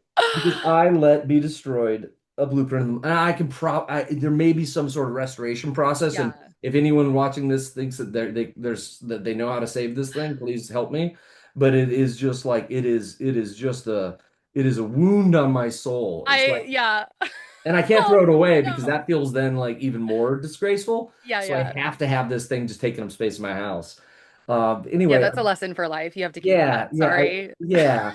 So, I mean, like, but all that to say, I don't collect that many things. I collect weapons and stuff like Yeah. that. Yeah, it's a But true it's piece of like, art, right? yeah. So the that highest tier is great because that those people do exist. Hmm. And Curious King, I mean, the reason Anthony, who runs Curious King, got into making books is because he thought other people who were making books were doing it in a way that did not Yeah. justify the price. Hmm. So what was really important to me was creating an entry tier model, like I think it's the lowest priced Anthony's ever done, Okay. and that's the $100 entry model. And Hmm. the what it basically said, and Anthony said to me because I was worried about the quality degrading, right? Because I don't want people just to buy it and then it for to not be happy with their purchase, right? Yeah. Because that's how you break the trust between Hmm. me and the reader. And once that's broken, it's not good. It's not good. Yeah. Right? It's kind of like you ever date someone and then and you do something and they're so lovely and then you do something that compromises trust and then you can never get back to that loveliness. Hmm. Hmm. What because you can never go back, right? So Yeah. you can't break that fundamental trust. So it's really important to me. But so what Anthony said to solve this problem, he said he got a $350 book from competitors, and he said we're going to make a higher quality book than this for $100. Hmm. And he showed me how, and he's talking about like with the paper and even how it's connected to the binding. Hmm. So he showed me the $350 book from a competitor. You see slight separations. With ours, you don't. And apparently, Yeah. that's really important in the book collecting world. It's also on acid-free paper, which some of these, more expensive ones are not. It's Yeah. also every aspect of it, even the leather and stuff. There's not going to be any fraying where that bends down and binds. Hmm. Um, all those things are the things that keep Anthony up at night. That's Yeah. why we decided to partner with Anthony. It's I love also why we that. decided to respect his model and to, Hmm. to continue doing the tier structure. But we have more tiers than he's ever done before Hmm. because I want the books also to be available. I don't want the experience to be gate kept by money. Now, Yeah. $100 is still a lot of, but here's the thing. And here's the thing about those $10,000 ones. Hmm. I'm not saying buy them, right? Yeah. You're a certain type of person if you can or if you're interested. And to be honest, most of those are going to be reserved by people who have bought those on other releases he's done. So like, Versions. Yeah. Like yeah, a because collector of his yeah. stuff. So I Yeah. guess the way that world works, if you buy it in a previous campaign, you get your spot reserved in the next campaign. So they Okay. have the option. They don't have to buy it, but if they Yeah. want to, right? So, but as soon as you buy that book, it's already increased in value Value. because Right. there will never be another version of it. So if you're looking at this just as an expense, sure, yeah, it's $100 for a book or 10,000 for a Hmm. book, right? But I don't look at it that way. The ones I bought are all more valuable than when I bought them. And we're not talking Hmm. about like 10% more valuable. We're talking Right. about like 500% more valuable. Right. Now, I'm not saying that's going to be the markup and stuff, but it's as long as the series is popular, Hmm. there will be more demand. And as Yeah. long as the supply never Hmm. changes and is always limited, and we're only Yep. doing a 3 week window, the supply will never go up. So those books will never be less in value unless the Hmm. series just plummets in popularity. Yeah. So I look at it as a very different, I look at it as a kind of a combination thing. Okay. But it's big to me is like if this was a new book, say I Yeah. was saying like doing a Severo book between book one and two, and Hmm. it was priced like this, I would think that that is a violation of the principles of Red Rising. Because I would pay 10 grand for that, but I'm but just but but saying. but but but, but, but see that's exploitation. Yeah, So, totally. right? And it's a narrow difference Yeah, because fair. I'm not keeping anyone from having any. So everyone felt like anyone who's even paying attention to the campaign Hmm. for these books fell in love with Red Rising because of the story. Right. So I can never use the story to like Hmm. block people out. That's why Patreon is a $1 buy-in, Right. right?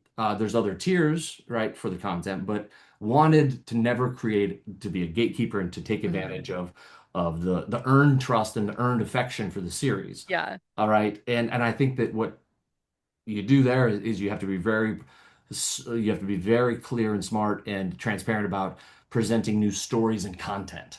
Hmm. But in terms of wrapping the same story and stuff, well, you're the gatekeeper. I'm not the Yeah. gatekeeper. You decide what you do with your money. Yeah. Like I'm not saying like there's like 50 new deleted scenes in there that you Hmm. can't access unless you pay me your money. You Right. know? This is a collector a thing, and that's our Yeah. own problem. And yeah, and I hope you really like it. Yeah. We're gonna do 7 of these books. They're all gonna be Hmm. gorgeous. At the end, you're gonna have 140 images from Red Rising, Yeah. all put together. They will actually look good on a shelf together. They won't be discordant. I'm so sorry about that. I'm learning things too. I didn't It's okay. know I the have the UK editions. obsession. It doesn't bother me at all. I didn't know the obsession people had with like color coordinating their shelves. Yeah. I didn't know my shelves are not even alphabetized, you know? So, right, exactly. I know where things are. Yeah. So anyway, I hope people feel as though we're doing this from a place of excitement and wanting to do Hmm. more stuff in the Red Rising world. Like it's the same thing as with the comics, same thing as when I'll doing adaptations. I'm hopefully Yeah. getting the best people at their craft. I think the Curious King is the best at what they do. Hmm. I really do because I have books from all the competitors, and Hmm. there is a difference. Yeah. There is a significant, like you can pick them up and not know who made it and know which one's a Curious King, in my opinion. Right. Yeah. And so that's what's important to me. So hopefully keep partnering with people who are as good at their craft or better Hmm. than I am at my craft, and continue to give, important additions to the Red Rising world and important merchandising things, not just, t-shirts, Yeah. not just, stuff. Totally fair. I think, Right. yeah, I think like that in general was such a cool project to like watch come to fruition, and like all of the teasers and things you guys did online was really cool. And then I just the sticker shock was so fun to watch because I Oh feel gosh. like for people who like have never been in the collector community, who have just been like in Yeah. the book collecting community, it's Yeah. so stark because it's like you have no idea how expensive like pieces of Star Wars are or like Yeah. Lord of the Rings stuff. And Nope. yeah. Nope. And it feels like more of a violation somehow than Yeah. when I do it, right? Mhm. And it's really funny because I'm definitely paying more attention to the moral side of it than any of the things you just listed. Yeah, 100%. Exactly. But somehow, because I'm not a big company, Right. You it's think not Disney o- cares? it's No. not okay for me to do that, Hmm. even though we're doing more. It's an interesting setup, but Yeah, I understand it's because of the precious connection to the hmm material, and they don't want to feel betrayed by the thing they fell in love with. And And like I'm you are a face to this I whole thing, and you're the well, only one. no, no, I am the font of Okay, this whole thing, that's fair. which is very weird, right? It's Yeah. very weird. And what's really weird now is for me to see people like the book's getting popular enough that people actually think I'm standing in the way of Red Rising. You know what I mean? Like that I'm like not It's trying to release Red it's God or taking something. too long. Like, Yeah, and I'm like, what? But well, technically, I made all this up. Just saying. technically this is mine. Technically, it is really funny, but I also totally understand the Yeah. emotion behind that. I'm a bit different. I like, for George R. R. Martin, I don't. I will always try to protect him with my words. I will Hmm. always try to say thank you for the gift you gave. I'm Yeah. not saying people need to do that with me, but my instinct is to like, you know, man, I wish it was easier on you, George. Hmm. That's about the extent of my criticism. I wish it was Yeah. easier on you because I know where he is and is mentally probably not like inside or inside. Personally, yeah. Yeah, but it's like, gosh, the guy probably goes to sleep with such anxiety. He's probably doing the math of like how Yeah. many, if he just wrote a word, a page a day, Hmm. how he could have already been done 5 years ago. Yeah. There's no one torturing him like he's torturing himself. So I'm just gonna be There's like no one that. torturing you like you're torturing yourself No, either. so yeah, so it's Yeah. like we're trying to. I hope that like Yeah. conversations like this Hmm. share the fact like thing that you already know, Tatiana, is that we're trying to do it the right way. Yeah, It's just absolutely. like walking that line. Sometimes like Hmm. okay, we understand now that we went 1 foot too far this way. We will try to do it better next time. Yeah. But at the same time, not feel like we're being held at gunpoint by expectations, because I Yeah. think that's when you make bad decisions. And that's what we were talking about earlier. When you start to like write, not when you start to write to Oh, market, you do things to market, like you lose oh the man. authenticity of like why you're in this. Like Yeah. if I went onto Reddit right now Hmm. and I presume and tried to make every like say there's a post of like the love the books but hate Pierce Brown does this every book. Hmm. I tried to fix all of those things Yeah. and try. you'd probably end up hating the book, Yeah, totally. right? Like you'd probably end up hating the book. Yeah, And I think you can see that by like the new Star Wars. I think the fundamental problem is they're trying to have their cake and eat it too. absolutely. Right. So with a series, I think you can either age it up with the original fan group Hmm. or create something universal that is, well, here's the thing. They're trying to create something universal by pandering to small groups. And they're trying to Hmm. pander to so many small groups that they end up alienating everyone, right? Right. You're trying to make something for everyone, it ends up being for no one. And Hmm. so I think that there's that kind of like personality problem with Star Wars. And I think that that is the fundamental reason it's had so many kind of hiccups in terms of adaptations and stuff. And Right. so it's really weird. I really value the readers and definitely try to energetically address the things where the energy of the group is, but also have to be like, fuck you, you're wrong. You Right. know, like Dark Age was a fuck you, you're wrong. Dark Age was literally me being annoyed at people not liking Iron Gold. So I'm like, then I will make this the meal of meals, you know? Uh, I am ready to get hurt again. Yeah, so I need to get a little indignant, you know what I mean? Yeah, Like yeah. I need people. So maybe I should be like, I'm not endorsing people, saying come at me or anything like that, but a certain degree of that does create the emotion of like, well, fuck you, I'm gonna show you. So Yeah, no, I mean, honestly, justified. yeah, it's like I think the thing that really makes my writing motor go is the Severo part of my personality, Hmm. where it's like without a little bit of fuck you, I don't really know if I have anything to say. What are you? Yeah, like we can't all sit here and be happy-go-lucky all the time. It's just not, it's not possible. No, no, not happy. Yeah, exactly. And it's like, and sometimes you got like think about Hangar 17B. If I put that up for a vote, how many people would vote for it to happen?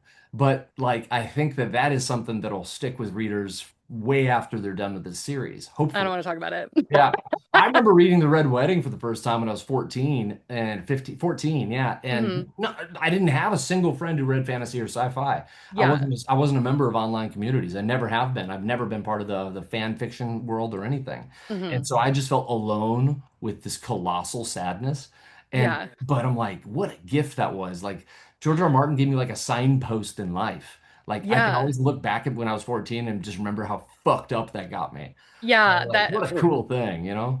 yeah, now we get to like lament about it online, which is very helpful for me emotionally because Oh, my friends that introduced me to the series, we rented a house when Lightbringer came out and read it together. oh, that's so fun. And That's so fun. I it wish was I'd done really that. fun. Like we had the best Oh, time, but I got like 100 pages in to the part oh, where like Severo gets the hollow from Fitchner, oh, and they were like 75 pages in, and I'm just sitting on the couch crying. weeping, just weeping. And I was like, I'll wait till you guys catch up. Yeah, And yeah, like, that's so fun. yeah, it was so fun because like we finished together, and then I remember like I'm sitting there and I had finished before them, and actually we finished at HowlerCon, and I had finished before, and we were going to go to HowlerCon, and my friend Tiffany finished it. She closed the book and she looks at me, and I was like, okay, let's get ready.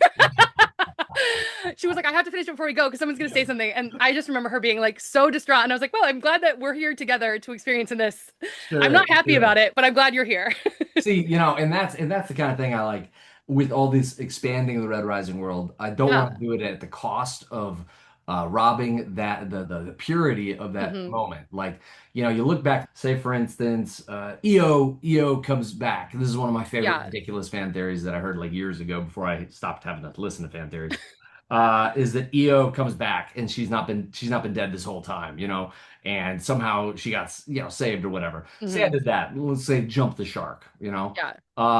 How's that going to make you feel about all the stuff beforehand, particularly rereading it? You're going to be Right. like, It's like what? worthless. You're like, why do I care about this? Why am I invested? Exactly. So how Yeah. how do you? And that's why last book's taken so long because Hmm. I'm really careful about. I want to be really bold, but I want to be really cognizant of Hmm. let's not throw the baby out with the bathwater.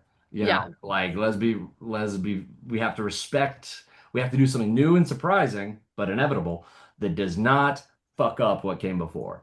It does not Right. violate your trust in me, does not violate your love of the characters. Say Darrow just, ends up nuking everything everywhere, Right. and you're like, what the fuck was all that growth for then? What was the point? Yeah. I Yeah, so mean, at the same time, you did do this already with the Jackal and yeah. Oh, yeah, yeah, yeah. But at the same time, well, with the jackal, but and I'm doing it for a very particular hmm. reason because I get so annoyed with the trope. So the reason I brought him back is because I'm Hmm. annoyed with the trope of doing that Yeah, and yeah. and acting like it's the same person. Yeah. And so the reason I'm doing it with the jackal is very specific. It's the same Okay. reason like I gave Lyria the figment, right? Hmm. But then took it away. Well, one, I gave her the figment and then realized I was always gonna take the figment away, because her choice is that she's enough by herself to do, Yeah.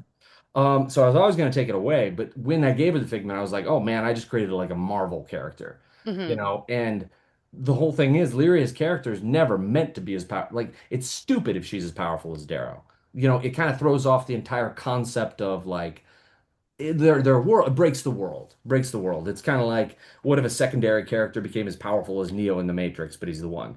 You Right. feel violated because you've been promised that he's the one, and you feel very protective of that fact, right? Hmm. So if Illyria is all of a sudden like more important in a battle than Darrow, you're Yeah. gonna feel like I violated some compact, Yeah. right? Totally And fair. so then in the Illyria thing, but it actually is surprising but inevitable that she turns it down Hmm. because of course her entire thing is that the weak matter, that the weak Right. and the weak matter not by being strong. The weak matter because of the traits they have with their weakness, So, Hmm.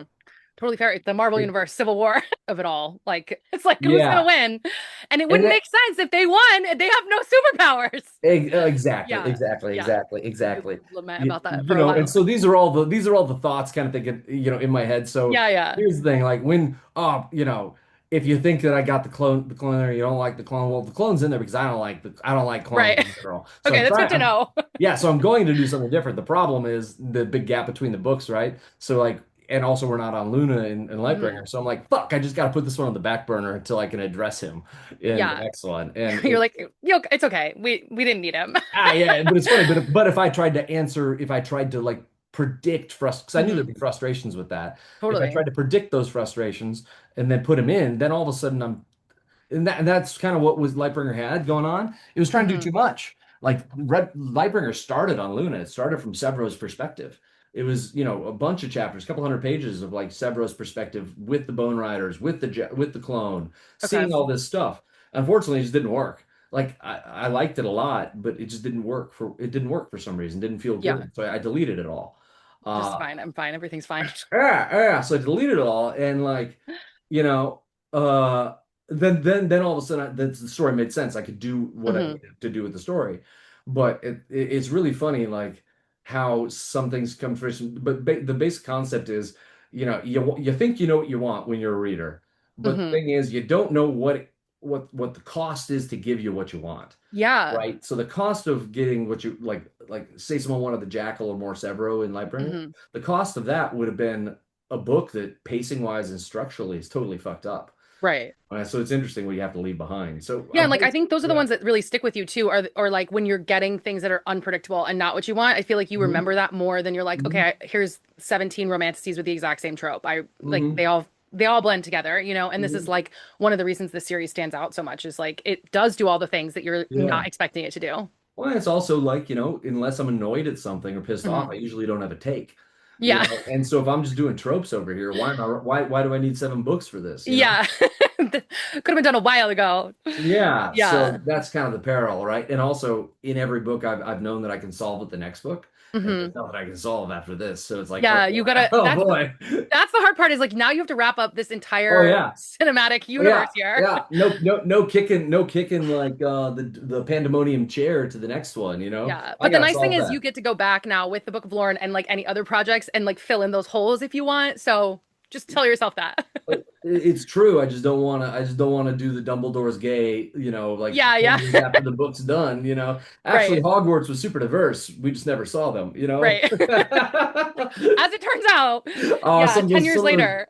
some of those memes are pretty funny, and I Yeah. understand the urge to retcon because politics has changed quite a bit. Yeah. But at the same It's like don't time, go back and do this is what's wrong with the Hunger Games right now is like you're going back and doing a prequel and the prequels are the same and you're like fundamentally where was this Haymitch back like in the Hunger Games because I wasn't getting any of that. Like there was never yeah, an inkling that he was the guy that you're making him. Although I am very excited for the movie. But you can't it's really hard to go back and do that and change it and make their really characters hard, right? into Because something I didn't else. see Yeah. that in them. Yeah, yeah, Yeah, totally. absolutely I not. know, and again, that feels like a violation of the code Hmm. because Yeah, it fair. undermines what came before because it shows a hole in the world. It's Right. kind of like Star Wars. Star Wars when I tell people that Darth Vader was not Luke's dad in the writing Hmm. of it till like the third or fifth rewrite of Empire Strikes Back, Hmm. that George did not know that until that rewrite, Yeah. it blows people's minds because he killed my like Darth Vader killed your father. Well, Right. allegorically now, I suppose, but he didn't. In A New Hope, he didn't kill. He hadn't to kill. Like he was not Luke's dad, you Right. know. And then he becomes Luke's dad, and Yeah. it seems to make perfect sense and everything, But right? like in the But right, like and they're very fortunate that one worked, right? yeah, yeah. But like the retconning going on is But it's hard. crazy. You go back, like, and I think that's why there are a lot of holes in the prequel series of Star Wars, is because people are like, where was all of this when you wrote the first Or section? it's because George Lucas is not a novel writer. Yeah. He does not think of stories in a way of Hmm. depth. He Yeah. thinks of stories in a way of height, Right. right? And the iceberg thing is in books because Hmm. you're having to, that I think we can see look at Game of Thrones and how it changed. Yeah. You get that Once internal monologue. It's so much easier. I think people forget that sometimes too in the writing. internal, yeah, the internal Yeah. monologue, sure, but more so it's about what you do with tension. If Hmm. you look at Game of Thrones, when did Tyrion's plot line become not interesting? Right. It's after he killed his dad. Yeah. When did John's become not interesting? It's after he came back from the dead. Hmm. When did Danny's become weird? It's when she can't got back to Westeros. After So season one. What? all of these things are when the gas is already out. So when they've already let the tension so up until that point, Hmm. the tension that George had created was fundamentally structured around all those things. It was Hmm. structured for John. It was structured around duty Right. and not being able to leave the Night's Watch because and basically what I looked at that for is that all humanity has to be saved by one man being Hmm. honorable, by one man resisting breaking his vows. Hmm. And he didn't go. When his dad's head got cut off, and his brother was at war, he stayed. And that was really hard for John, right? But Yeah. his test. But as soon as that kind of quintessential, as soon as that central question is answered by him dying and then being free of his vow, Yeah. Where's John the has no tension? John has no trajectory, no tension, right? Internal tension. As soon as Danny gets back to Westeros, she has to have a new internal tension, which Hmm. is, oh, I don't want to kill civilians because they needed to create a new intention, like a new tension for her. Her tension Hmm. was always like, how do I get back to Westeros? How do I return home? And then she returns home, and now all of a sudden she's worried about civilian casualties, which is very, very new for this medieval world we've been in. They've not cared about casualties this entire time. So, Right. so they introduced a new tension. And then Dan, and also then with who was it? Tyrion. Once Tyrion deals with his family, I mean, Tyrion is a good man trapped in a bad family, torn between what's right and Right. and then honoring the family. And as soon as he chooses what's kind of like not the family, he has no internal tension in his character really. And so book writers are really great, I think, at having these kind of natural tensions. But as soon as they were free of those things that George had Hmm. created, not so much plot stuff, as soon as they were free of them, they couldn't find any more tension to give those characters Right. except scene to scene tension or plot tension. Hmm. And by plot tension, I'm talking like him and Danny being kind of like tense with each other when they find out that he's the son of that he's a Targaryen. Yeah, Right. but that's just like a plot tension, Yeah, that's really. just a plot twist. It's really Right. not Yeah. And it's like just like, character development. and you Yeah. can see the actors don't really know what to do in the scenes Hmm. because they don't know what the fundamental question their character is answering now. Now they're just inconvenienced by this thing. Yeah. And so what I think happens is, and what I think the strength of books is it's creating that iceberg underneath, Hmm. right? And George screenwriters are looking at what you can put on the screen. Hmm. They're looking the tension scene to scene, not in Yeah. terms of the central character tension. And the only reason I went on to that is that it's my private pet theory Yeah. of what happens and why book writers are important and why different brains. I think like it's the difference between. I always say that writing a screenplay is like a one night stand. Hmm. Writing a book is like a relationship, and writing a Yeah. series is like a marriage. Um, Totally. That's a and good analogy. and each one of them, dopamine fuels a one night stand. Dopamine is really important in that early stages of a relationship. Up until about 18 months, when your brain Hmm. stops firing dopamine, you got to replace it with different H and N chemicals like serotonin. Those are Hmm. the chemicals of bonding. Those Yeah. are the chemicals of like lasting love, right? oh, it just doesn't feel the same. Well, yeah, because your brain's not firing dopamine because it's not a Right. novel experience, right? Yeah. And so, Red Rising, for instance, the series, it's not a novel experience for me anymore. So it can't be dopamine. And Yeah. and it's not a lottery ticket anymore because Hmm. there's no mystery of book seven. Book one, it's like that's a lottery ticket. Who knows? It could be the biggest thing since sliced Yeah. bread. I could change the world. But then the seventh book, you're just like, this is fidelity. This Hmm. is honoring your vows. This is a totally different thing. Yeah. And It's a real so commitment. Oh yeah, oh yeah, and it's why Darrow had to go through all that soul searching in the last one because dopamine no longer is getting the job done. Hmm. Velocity no longer gets the job done. He has to find something that is more stable and lasting. And so it's anyway. These are just all my pet theories. I have a lot. No, so my last question for you then is with Lit Escalates and Shit Escalates and creating the business and things, you guys have worked with some incredible authors, and this is like Hmm. a question I'm dying to ask. Ah, yeah. What has that been like? And like, how do you guys kind of decide, which authors you're going to partner with and what different like merch and experiences you're going to provide? Great question. One thing is finding it takes a specific type of material and a specific type of book, Hmm. specific type of community, and specific type of author in order to do kind of like what we're doing, I think. Yeah. So there's no one-to-one comparison. I'd say Matt Dinniman is probably the closest in terms of like his books are surging in popularity. Hmm. His books have a fanatical fan base. Yeah, totally. They have inside jokes. They have their own iconography. Hmm. Matt's really gives a lot of like when I do signings and stuff, I try to give all my time and energy to that and stay for 5 hours Yeah. if need be. And Matt does the same thing. And so I think that there's a very, very kind of like comparable thing going on there. Hmm. And that's one of the things we noticed. Like, and if you meet Matt, he just has like this great feeling of like he was a fan who now is honored to be a writer. Yeah. And he carries that around with him. And those are the people we want to work with, as the ones that are fans that then are honored to be writing. And Joe Abercrombie's the same way. Hmm. And we're going to add hopefully more authors to it. The difficulty is merchandising. I mean, like Yeah, totally. Hollywood, when they want to license something, when they want to make a movie out of it, they try to get every single right they can, Hmm. and usually that's all the rights. And so the difficulty at first is getting authors who have rights available. Yeah. And so what we wanted to do with Lit Escalates really is create an option to use your rights before doing a studio thing. So like, oh, do you want to have like if you're the right kind of author for and the right kind of series, do you want to have merchandise from your books that can help protect your fan base? Okay. So, for instance, the last two deals I've signed for film or TV adaptation, I've really tried to protect the merchandising rights because I think it's really important to the overall growth, the overall fan community or the reader Yeah, community. And totally. so it's basically trying to give that tool to other authors, trying to give more interactivity on that intimate level Hmm. that isn't like, merchandise like a sword coming down to you from Disney's toy stores. You know what I mean? Yeah.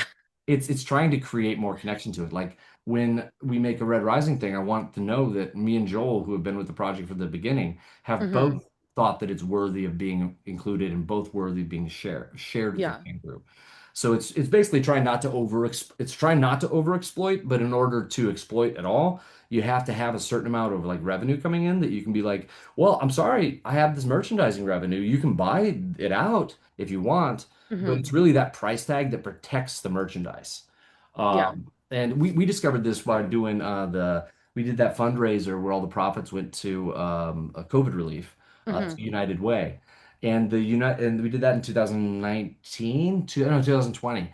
And that's what kind of showed us that there was even that the fan base would support merchandise and stuff. We did have Yeah, the bandanas and stuff. totally. And but the reason we kind of pivoted to after that is a lot of it's kind of like business sense of having to protect the property Hmm. from over exploitation. Yeah, I love Which that. which is but it's kind of ironic. You have to use it or you lose it. Right. Like we have a problem with water rights in California, and they literally have a use it or lose it policy. Hmm. So we have in the California desert, we have grown some of the most water intensive crops in the world, almonds, and alfalfa, I think. Yeah. But almonds are Yep. insanely thirsty for water. But Hmm. that's a fucking desert. But Right. What a great place to grow them. yes, so they Yeah. take water from the Colorado River. Hmm. to these farms, but they didn't start with almonds. They got to almonds because it uses the most water. Yeah. And so if they don't use all 100 gallons of water, then they lose, say they use 90, then Hmm. that 10 goes to someone else Right. who's probably growing almonds. So like we had to grow some almonds in order to Have make a sure we reason had to our waste the water water. rights. Yeah, Yeah. so it was really interesting like that. And Yeah. Joel might be upset with me sharing this detail, but Lit Escalates I think it's a great fan incubator. Hmm. It can create community and excitement when there's nothing between the books. Otherwise, and I think that that's really important in this modern world because we feel so almost alienated from the things we consume now. Hmm. I think it's important for certain things to have that kind of mom and pop integrity. Yeah. And so it does that, but it also allows me to creatively explore in different directions. And it also allows me to hire friends. Totally. And I do like being that part, like that kind of person in the community. Yeah. And I also like being able to partner with, like Joel finds someone through an art fellowship. We partner with them on a project. They get a percentage of the back end participation. And so Hmm. they get to punch a lottery ticket. And so Yeah. it's fun on a lot of levels. And so That's it's really like, cool. yeah, it's trying to give like little mini lottery tickets out without, being a Hmm. nonprofit. Yeah. Yeah. Giving something to work for. Yeah. Oh, Totally it's fair. aligning incentives, right? I think that's Yeah. when everyone performs the best. Like if I No, just I hire love you to that. do a job, you're just going to do the job. But if I hire you to do the job, but then also you have a stake in its Yep. success, well, then you're going to bring your A game. You're Yeah. going to bring your X factor, right? Yeah, totally. And I love otherwise we that. just have an automaton doing it. Yeah. And I think that Lit Escalates has been really lovely because I think you see the personality of Hmm. Joel shining through with the people he hires. I think Definitely. on emails, if you ever emailed Lit Escalates, you've emailed Emily. And Hmm. Emily has done a wonderful job, I think, bringing her own ethos into, she's just eminently like respectful to people and considerate. And I think she's done a really good job of bringing that to her communications internally as well. And then Hmm. we have Molly, who runs our logistics and operations, and Molly could easily be cut from the Howlers.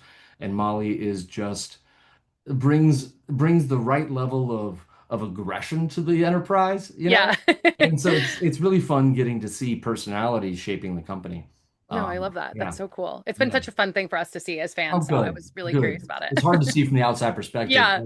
and I find that, the worst thing I could do is read anything about my company or Hmm. myself online, so I just don't know any feedback anymore. Fair. Yeah, any feedback, Yeah. Like I post a photo with my shirt on, with everything, doing all this stuff, and it's still a thirst trap, and I'm like, Yeah. I don't know what to do here. I don't know what to do. So fair. You're doing a great job. Oh man, gosh. I think like people think because I write clever books or Hmm. sometimes they're clever that I'm always trying to like be clever. Yeah, I'm like yeah. rarely clever. I'm rarely clever.